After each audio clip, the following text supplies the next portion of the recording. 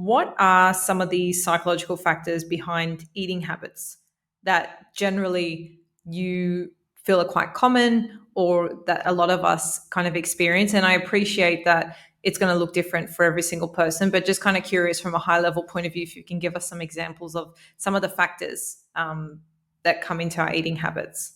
Yeah. So I think right off the bat, like I was trying to convey in childhood, like food just doesn't end up being fully neutral, unfortunately. And I'm not saying that we need to look at a chocolate bar and be like, this is a good food. Like, I don't believe in this, like, oh, all food should be good. Like, I think that we need to understand, of course, there are foods that are healthier than others, right? But it doesn't need to mean something about us. And this is where I start to see some of those psychological factors, because at the end of the day, like, when we start to distinguish like our behaviors around food as good or bad, it's not just about the food that's the problem. It's about what it means about us. And so let's say I want to lose weight and I eat McDonald's. So I might have a thought of, oh, I shouldn't have done that. And if that thought is, I shouldn't have done that, and I have a belief of like a core wound is what we call them, but like, I'm not lovable, I'm not enough, I'm not worthy, then that thought is just going to validate the core wound of I'm not worthy, I'm not, you know what I mean? And so your brain is never going to make you a liar. Your brain is constantly searching for validation in the truths that it believes about itself. The problem is we often don't have a very good self concept.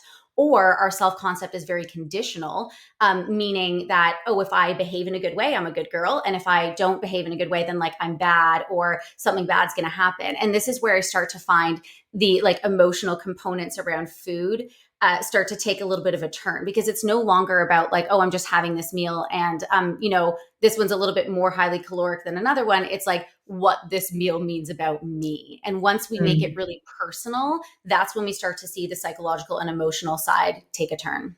Yeah, yeah, that definitely makes sense. And it's something I learned in therapy. I've shared on the podcast before, this juncture, I guess, between your conscious mind and your subconscious mind, meaning consciously you have a goal, you want to lose weight, you want to tone up, whatever it is, right?